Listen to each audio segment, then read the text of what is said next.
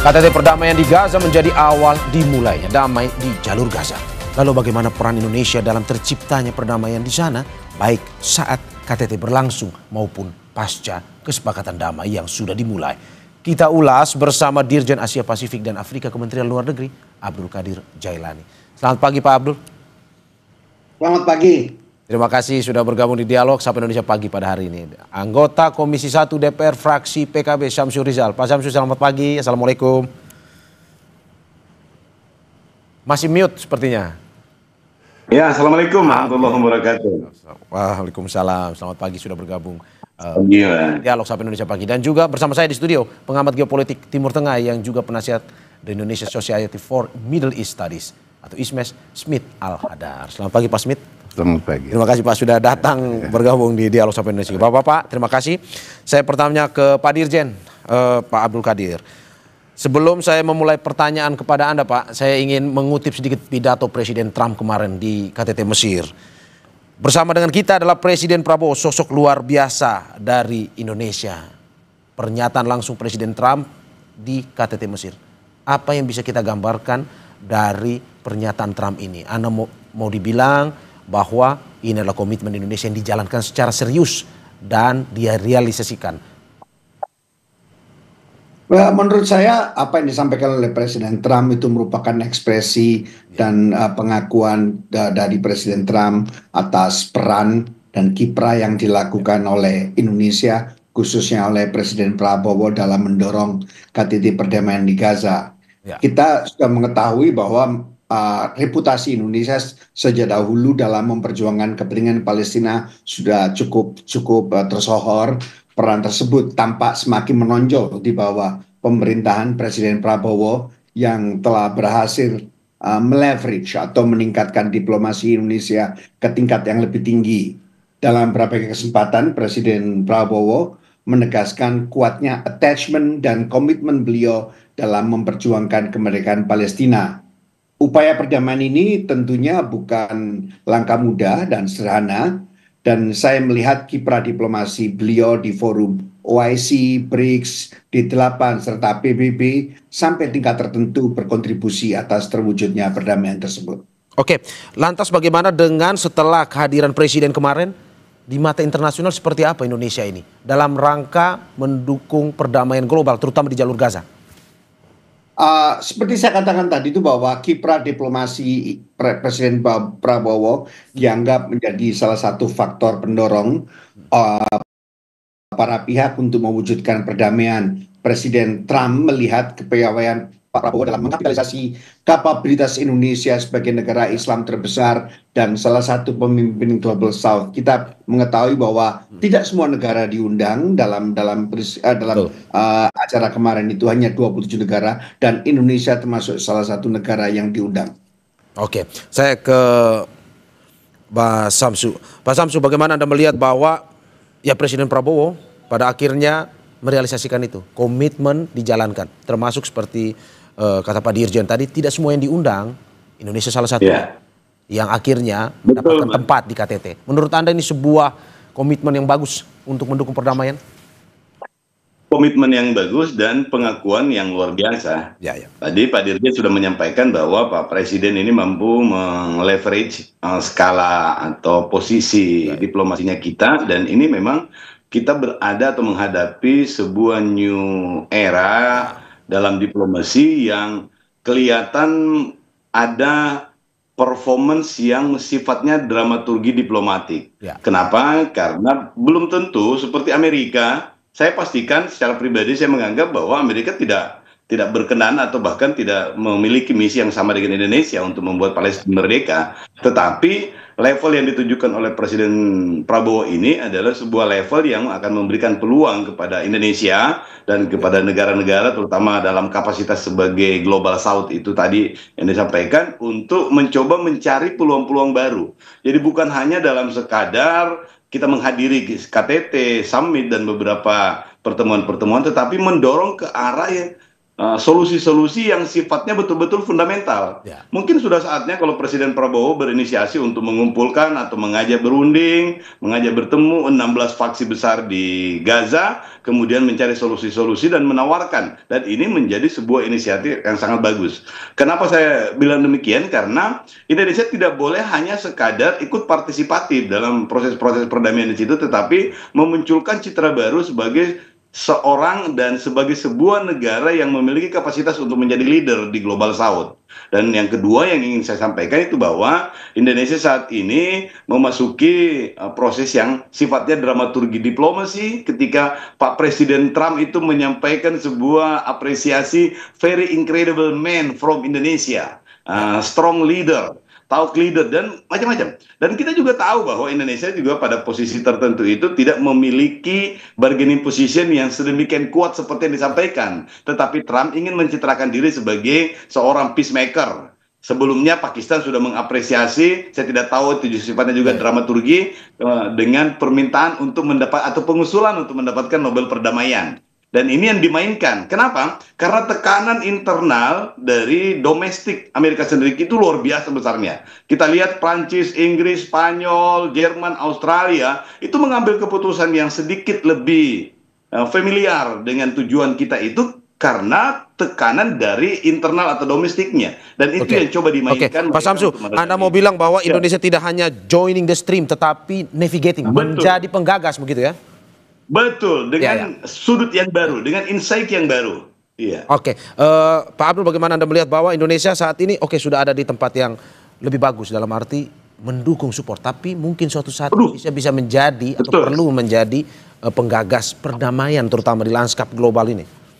Betul, setuju. Kalau dalam landscape multipolar ini ada satu kenyataan yang tidak bisa kita pungkiri. Yang pertama adalah satu kenyataan utama. Lembaga-lembaga internasional termasuk PBB, ICC, ICG itu tidak mengambil peran dan tidak memiliki kekuatan yang cukup kuat untuk mendorong Israel untuk meratifikasi perjanjian. Pak Abdul Qadir, bagaimana Anda menanggapinya? Saya rasa benar sekali bahwa apa yang dilakukan oleh pemerintah Indonesia sudah cukup mendapat pengakuan dari masyarakat dan dunia internasional, dan sepenuhnya pemerintah sangat sependapat bahwa kehadiran kita tentu saja bukan sekedar sebagai hadir, tapi kita ingin menjadi sebagai salah satu players dalam proses ini. Oleh karenanya tadi di dalam kemarin dalam jumpa pers setelah Pak Presiden mendarat di Halim Perdana Kusuma, beliau secara tegas menyampaikan komitmennya untuk ikut serta dalam implementasi KTT perdamaian. Karena menurut saya tantangan terbesar adalah bagaimana kita melaksanakan semua komitmen yang sudah dicapai dalam perdamaian tersebut. Oke, saya ke Pak Smith. Saya ada beberapa pertanyaan yang memang salah satunya juga ini terkait dengan usulan agar Indonesia menjadi penggagas. Tapi sebelum itu, bagaimana Anda melihat Presiden Trump ini memuji terus Presiden Prabowo waktu KTT Mesir kemarin? Menurut Anda bagaimana peran Presiden yang begitu penting dalam lanskap perdamaian global ini, terutama di jalur Gaza? Peran Presiden? Ya, peran Indonesia, terutama karena kemarin dipuji terus oleh Presiden Trump. Iya, kita mesti lihat gini, posisi Indonesia. Indonesia ini adalah negara Islam terbesar di dunia, non-Arab, dan kekuatan menengah di dunia Islam. Dia juga merupakan anggota OKI dan salah satu pemimpin Global South, dunia selatan gitu. Nah, jadi posisi Indonesia di dalam menggulirkan proses perdamaian itu dilihat dalam hal memberi legitimasi kepada dunia Islam dan Arab yang maju berunding dengan Trump ketika di sidang umum majelis umum PBB gitu, tanggal 23 September di New York gitu. Nah, jadi di dalam hal ini peran Indonesia itu penting dalam hal dukungan dia kepada proses perdamaian. Dan Israel itu lebih berhitung Indonesia daripada negara-negara Islam yang lain. Gitu. Karena kalau Indonesia ini kemudian mengakui Israel, kalau perdamaian terjadi, itu akan terjadi politik domino. Gitu. Jadi negara-negara di luar Timur Tengah itu akan ikut mendukung. Berarti Anda mau bilang suara Indonesia ini sangat diperhitungkan sekali ya? Diperhitungkan sebagai non-Arab, Muslim terbesar, moderat, dan konsisten mendukung perjuangan Palestina sejak awal kemerdekaan kita juga. Dan itu juga sebagai selain amanat dari konstitusi kita yang yang memerintahkan kita untuk menghapus penjajahan di atas muka bumi karena kemerdekaan adalah hak segala bangsa.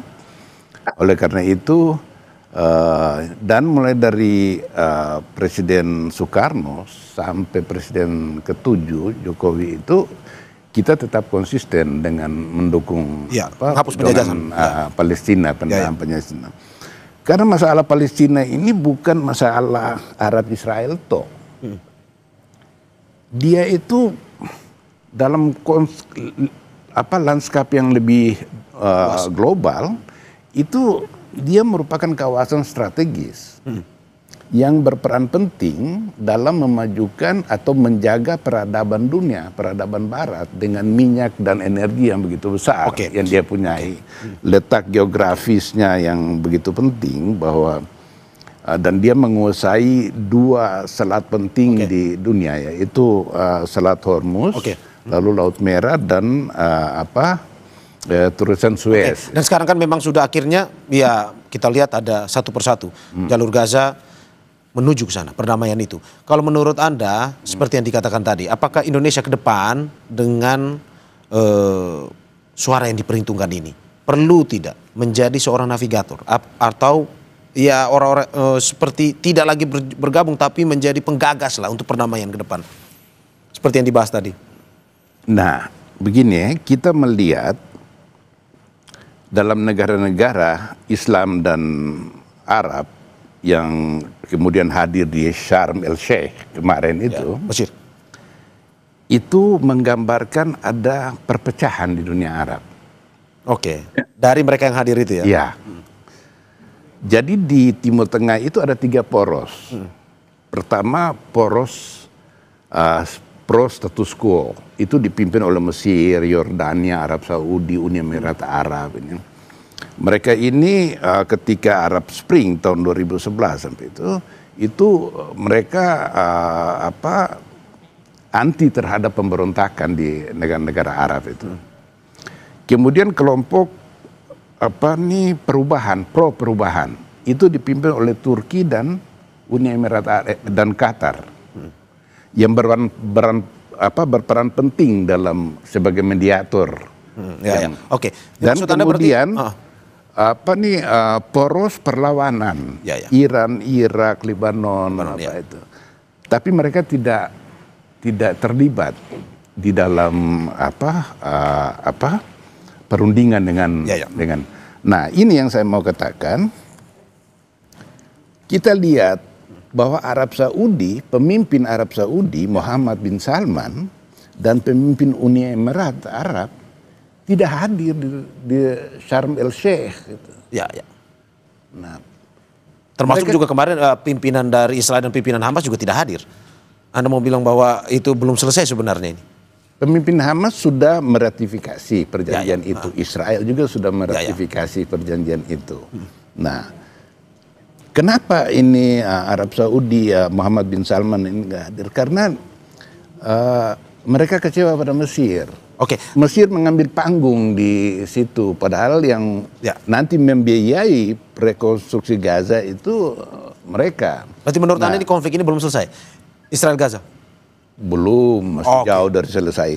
Nah, peran Indonesia dalam hal ini, Prabowo, saya berharap, karena beliau berkali-kali juga mengatakan bahwa dunia Islam ini harus bersatu untuk menghadapi masalah ini. Maka dia bagaimana caranya ini peluang bagi Indonesia untuk berperan lebih penting dengan bagaimana menyatukan gathering itu ya. yang yang kemarin tidak sempat perselisihan hadir, ya, di masih antara poros pro perubahan dan poros status quo dan yang lain itu. Ini di sini yang titik kuncinya. pentingnya Prabowo bermain di sini nih. Kalau dia bisa, ini itu hebat. Oke, Pak Dirjen, bagaimana Anda menanggapi bahwa sebenarnya sampai saat ini konflik tersebut ya belum sepenuhnya selesai juga?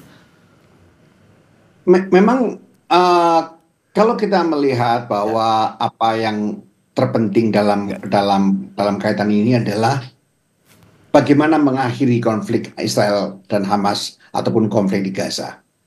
Tantangan utama dari kesepakatan tersebut adalah implementasi Trump Peace Agreement yang telah dicapai sebelumnya atau 20 poin kesepakatan itu. Oleh karenanya masyarakat internasional terutama negara-negara Arab dan anggota OIC perlu secara khusus menggalang upaya kolektif guna memastikan implementasi agreement tersebut secara fair dan berimbang dalam memperhatikan pertimbangan hak dan kepentingan rakyat Palestina. Saya sepenuhnya sepakat dengan ide Pak Smith Al-Hadar tadi yang mengatakan Indonesia perlu berperan penting dalam konteks ini, terutama untuk menggalang upaya kolektif dan upaya solidaritas. Dalam kaitan ini ada beberapa indikator yang perlu diperhatikan secara khusus tentang apakah konflik ini atau krisis ini dapat dilalui. Pertama, kita perlu memastikan pasca perjanjian ini apakah semua serangan dan aksi kekerasan oleh Israel dapat dihentikan. Itu pertama. Kemudian kedua, apakah akses penyaluran bantuan kemanusiaan ke Gaza tanpa hambatan dapat terwujud? Selain itu, bagaimana skenario penarikan penarikan mundur dari pasukan Israel? Pembentukan pemerintah transisi juga tentunya akan menjadi indikator keberhasilan perjanjian ini. Dan selain itu, ada beberapa hal yang cukup penting, misalnya peningkatan kapasitas Palestinian Authority, karena kita ketahui bahwa nanti pemerintahan transisi itu akan dipegang oleh sebuah tim atau komite teknokrat yang tidak melibatkan Palestinian Authority, karena Palestinian Authority sampai saat ini masih dianggap kapasitasnya perlu ditingkatkan, dan masyarakat internasional diharapkan dapat mendukung kapasitas Palestinian Authority. Dan yang terakhir dan juga yang paling terpenting adalah bagaimana proses perundingan untuk mewujudkan two-state solution dapat diwujudkan. Itu tataran strategis yang perlu kita lihat. Oke, Pak Samsu, dari Anda bagaimana komentarnya bahwa sebenarnya hingga saat ini masih banyak PR yang perlu dikerjakan? Aduh, masih terlalu banyak PR karena solusi dua negara ini itu belum mengemuka dalam perjanjian ini. Yang kedua, yang penting untuk kita pahami itu adalah gencatan senjata tidak identik dengan perdamaian. Dan perdamaian pun juga tidak identik dengan kemerdekaan Palestina. Tujuan kita itu adalah Palestina merdeka. Jadi proses-proses yang berkaitan dengan Palestina merdeka ini mesti kita cermati dan tidak boleh larut dalam konsep yang ditawarkan oleh Trump, walaupun itu merupakan angin segar karena memberikan harapan untuk perdamaian. Karena biar bagaimanapun juga perdamaian itu di atas segala-galanya, tetapi kalau bertentangan dengan skema untuk Palestina merdeka, maka Indonesia tidak boleh ikut dan larut di dalamnya. Kan new level diplomasi inilah yang mesti dimainkan. Yang kedua yang ingin kami sampaikan itu bahwa sudah saatnya Indonesia juga menginisiasi untuk melibatkan lembaga yang lain. ICC, IFC itu sudah tidak bisa masuk. Maka sekarang saatnya untuk mendorong supaya konflik ini juga kita mengajak Federasi Palang Merah, misalnya Komite Palang Merah atau lembaga-lembaga lainnya yang memiliki kewenangan dan kapasitas untuk ikut berkontribusi sekaligus juga bisa mengawasi. Dan Pak Samsu, pertanyaannya apakah memang ini ke depan secara total konflik Israel-Gaza akan selesai? Tapi sebelum dijawab kita saksikan jeda berikut.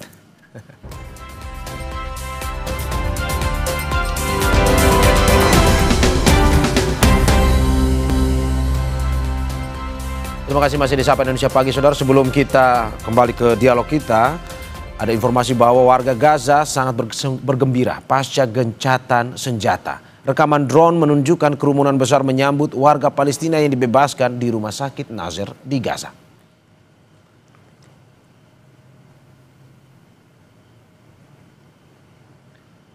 Rekaman drone memperlihatkan warga Gaza berkumpul di rumah sakit Nasser saat menyambut para tahanan Palestina yang dibebaskan oleh Israel di Khan Yunis di jalur Gaza Selatan Senin waktu setempat.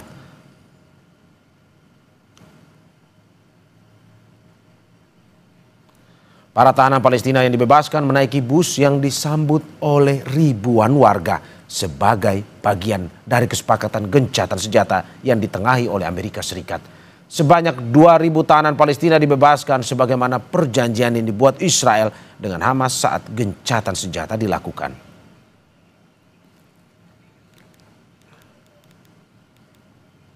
Saudara, kita kembali ke dialog kita. Saya kembali ke Pak Samsu. Pak Samsu, bagaimana Anda menanggapi bahwa berarti Anda punya keyakinan optimis ke depan kalau satu persatu dilakukan klausul atau poin ini Israel Palestina bisa kembali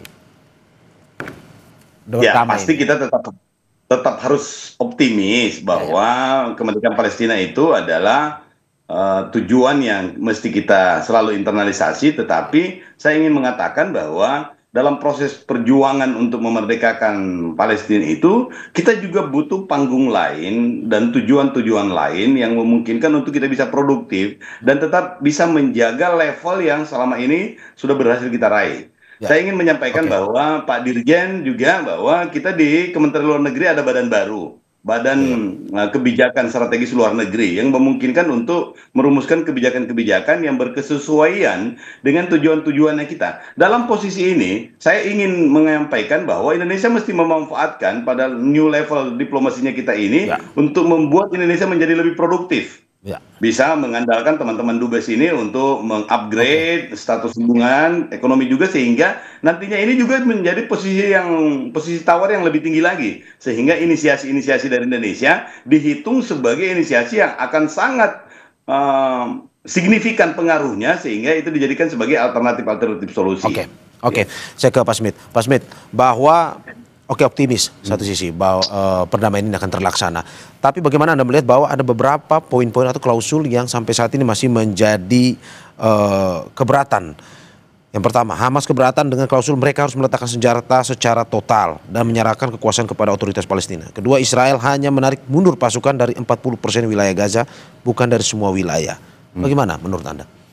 Iya, ini ini merupakan rintangan paling besar di tahap kedua dan tahap ketiga, karena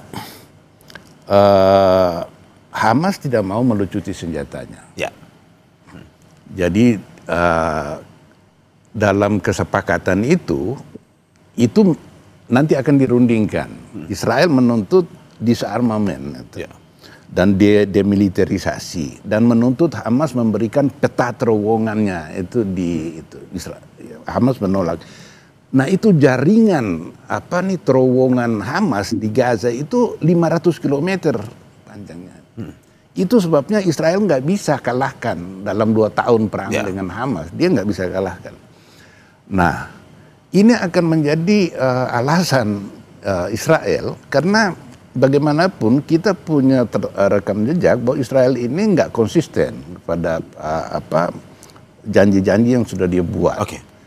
Nah, sehingga ini berpotensi juga dia langgar ini. Kalau berpotensi dilanggar oleh Israel. Iya, dilanggar. Kemarin itu Israel membunuh warga Palestina 5 orang di Gaza Utara dengan alasan membahayakan tentara Israel. Padahal ini pengungsi mau pulang ke rumah mereka di utara. Kemudian itu tadi Hamas tidak mau dilucuti kecuali kalau negara Palestina sudah berdiri. Dan kita nggak bisa remehkan posisi Hamas, karena bagaimanapun juga popularitasnya dia sekarang ini di tepi barat maupun di Gaza itu besar sekali. Di dunia Arab juga begitu. Sementara posisi otoritas Palestina yang dipimpin oleh Fatah, pimpinan Presiden Mahmud Abbas, itu dia mempunyai legitimasi internasional. Tapi dia tidak mempunyai legitimasi di kalangan Palestina. Di akarnya itu ya? Akar rumputnya ya? Iya, akar situ. Sehingga kedua pihak ini harus bisa bekerja sama gitu. Jangan sampai otoritas Palestina menolak. Memang dia ingin supaya Hamas ini tidak berperan, dan ini juga diinginkan oleh Uni Emirat Arab dan Arab Saudi untuk ini. Tapi Mesir dan Turki dan Qatar yang mendukung Ikhwanul Muslimin, mereka ingin Hamas tetap diintegrasikan ke dalam pemerintahan pasca perdamaian nanti gitu. Karena diajak bergabung lah ya. Ya, bergabung meskipun kemudian nanti didirikan pemerintahan baru. Karena tidak masuk akal Hamas ini disingkirkan dari ini, sementara popularitasnya dia. Kemudian yang kedua, Israel tidak bersedia menarik semua pasukannya dari Gaza. Paling tidak perimeternya Gaza itu akan dia jaga terus. Ya. Nah, ini sama dengan sebelum perang, di mana Israel melakukan menciptakan penjara terbesar di dunia di Gaza itu, dia kuasai itu. Nah, ini bagi Hamas ini harga mati, nggak bisa, lo harus tinggalkan ini. Nah, kemudian perjanjian ini tidak begitu kuat karena tidak didukung oleh Dewan Keamanan PBB. Nah, itu yang saya mau tanyakan, bahwa kemarin ini diinisiasi oleh Amerika Serikat, bukan oleh PBB. Legitimasi, tadi Anda berbicara soal legitimasi, seberapa kuat sebenarnya? Nah, karena Amerika Serikat ini bukan negara yang netral dalam hal ini. Dia terkait dengan budaya, kultur politik di Amerika Serikat, itu pro-Zionisme itu nggak bisa dihilangkan dari situ. Jadi dia bukan kekuatan yang berlaku netral. Oleh karena itu, ini bergantung kepada Trump, konsistensinya dia gitu. Kalau kita lihat pernyataan bersama kemarin itu pernyataan bersama dari mereka yang hadir di Sharm el Sheikh itu, ada 3 hal yang menunjukkan bahwa Amerika Serikat keluar dari sikap tradisionalnya dia. Yang pertama, dia pernyataan bersama itu dengan Erdogan, dia tidak menyatakan bahwa Hamas adalah penyebab dari perang Gaza. Padahal narasi itu dibangun dari awal itu. Nah, bahkan dikatakan bahwa dalam pernyataan bersama itu bahwa perang Gaza ini tidak bisa dilepaskan dari isu Palestina secara luas. Artinya secara implisit dia mengakui bahwa keberadaan Hamas dan perangnya itu secara implisit itu mengakui bahwa ini karena penjajahan Israel. Kemudian yang hal lain lagi dalam pernyataan bersama itu, Israel dan Palestina memiliki hak yang sama. Hamas dalam hal ini tidak disinggung, bahkan Trump mengizinkan sekarang ini Hamas turun mengamankan keamanan di jalur Gaza. Jadi ada perubahan sikap dalam hal ini. Ini karena bentuk kompromi. Tetapi yang jadi pertanyaan besarnya, apakah Israel kemudian akan konsisten berpegang kepada komitmennya dalam poin-poin klausul itu yang akan berujung kepada berdirinya negara Palestina. Two state solution itu. Oke. Saya ke Pak Dirjen. Pak Dirjen, apakah memang tujuan akhirnya dengan perdamaian ini untuk mendukung kemerdekaan sekaligus negara Palestina? Jelas bahwa sasaran utama ataupun tujuan strategis untuk membentuk perdamaian ini adalah mencapai perdamaian di Timur Tengah, karena kita ketahui bahwa isu Palestina merupakan isu utama yang menjadi ganjalan dalam upaya masyarakat internasional untuk menjaga perdamaian dan keamanan di Timur Tengah. Tantangan utama yang kita hadapi, tadi saya sudah tekankan beberapa kali, adalah bagaimana kita menjamin adanya implementasi kesepakatan poin-poin yang perdamaian tersebut secara fair, adil, dan tetap mempertimbangkan hak dan kepentingan rakyat Palestina. Sekali lagi, implementasi yang terpenting. Indonesia di sini perlu berperan lebih aktif dalam menggalang solidaritas masyarakat internasional untuk menjamin implementasi agreement tersebut. Kita jelaskan bahwa kita sudah melihat bahwa Bapak Presiden Prabowo telah menyampaikan komitmen ini secara tegas. Dan kita perlu memastikan implementasi kesepakatan damai ini, kita tahu persis karena bukan langkah mudah, maka kita perlu mengupayakan upaya kolektif terutama dari dunia Islam. Pak Presiden telah menegaskan komitmen ini secara langsung, komitmen Indonesia untuk secara langsung ikut serta dalam proses implementasi tersebut. Hal ini merupakan langkah strategis yang diperlukan karena implementasi merupakan faktor terpenting yang menentukan nasib bangsa Palestina di masa mendatang. Hal-hal yang mungkin yang dapat dilakukan adalah pertama, ikut serta mengerahkan pasukan perdamaian apabila diperlukan. Hal ini juga sudah dipertegas berkali-kali dalam berbagai kesempatan oleh Bapak Presiden Prabowo. Hal ini perlu dilakukan karena kita ketahui dalam kesepakatan tersebut Amerika Serikat akan bekerja sama dengan negara-negara Arab serta mitra internasionalnya untuk membentuk International Stabilization Force.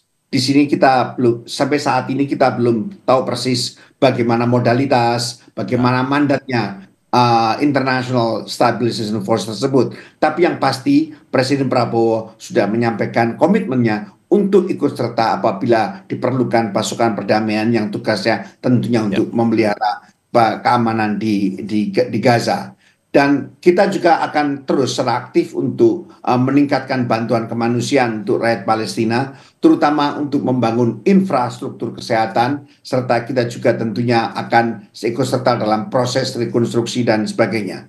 Dan yang terakhir adalah bagaimana mendorong terwujudnya kemerdekaan rakyat Palestina, dan tentunya itu memerlukan beberapa kondisi mutlak. Tadi sudah disebutkan. Kondisi utama yang kita lihat adalah bagaimana realisasi penarikan mundur pasukan Israel sampai di kawasan buffer zone. Kita mengetahui bahwa penarikan mundur ini tidak serta-merta, ada tahapannya yang cukup pelik dalam perjanjian. Dan kemudian selanjutnya mengenai rencana pembentukan pemerintahan transisi sementara. Kita ketahui bahwa nanti Gaza akan dikontrol atau dikelola oleh sebuah komite Palestina yang terdiri dari kalangan teknokrat dan sifatnya apolitis, dan akan diawasi oleh Court of Peace yang dipimpin langsung oleh Donald Trump. Saya ke Pak Samsu, terakhir singkat saja Pak Samsu, apa yang harus di Indonesia lakukan ke depan untuk mewujudkan nyatakan ini?